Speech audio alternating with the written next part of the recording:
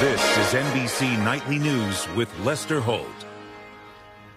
Good evening and welcome. The fate of the Russian mercenary leader who challenged Vladimir Putin in an aborted coup attempt is tonight shrouded in a level of mystery and intrigue worthy of a page-turning spy novel.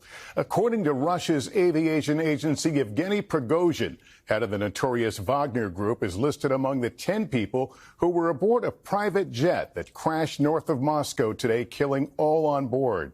Prigozhin, once known as Putin's chef, led a brief mutiny against Mr. Putin in June, marching his army on Moscow. His act of rebellion gave way to wide speculation that Prigozhin could be marked for assassination. As to what or who may have been behind today's crash, President Biden saying today there is not much that happens in Russia that Putin is not behind. But the president adding he doesn't know for sure. Richard Engel, who has covered Prigozhin extensively, has our report.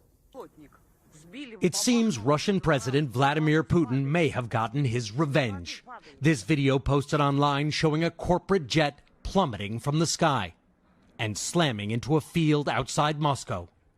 The plane's registration number matches an aircraft linked to Yevgeny Prigozhin, and Russian aviation authorities say Prigozhin, a man Putin blasted as a traitor, was listed as a passenger on the aircraft, which disappeared from flight radar. President Biden saying he was not surprised, but cannot confirm Prigozhin's death. There's not much that happens in Russia. I don't know enough to know the answer. The crash is highly suspicious. The aircraft suddenly dropped like a stone, a possible indication it was shot down or that a bomb exploded on board.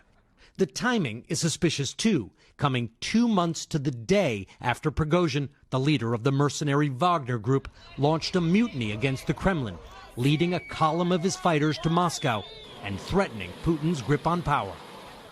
Making matters worse for Putin, Prigozhin was shown surrounded by cheering Russians. Prigozhin had been driven by rage. Before the mutiny, he accused Russia's top generals of denying his mercenaries ammunition they needed to fight in Ukraine.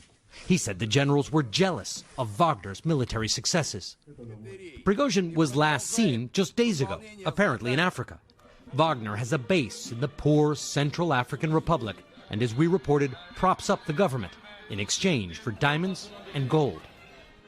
After the uprising, Putin pardoned Prigozhin, offering him a deal to live in exile in Belarus. But many suspected it was not a genuine offer and that Putin was waiting for the right time to settle the score. And Richard, tonight there's still some mystery, even debate about whether Prigozhin is dead. Some of Prigozhin's supporters do believe that he was killed, but others say online that he was faking his own death or that he may have survived on a second aircraft.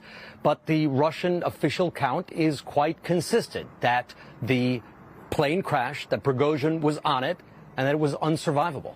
All right, Richard Engel, thank you. In Fulton County,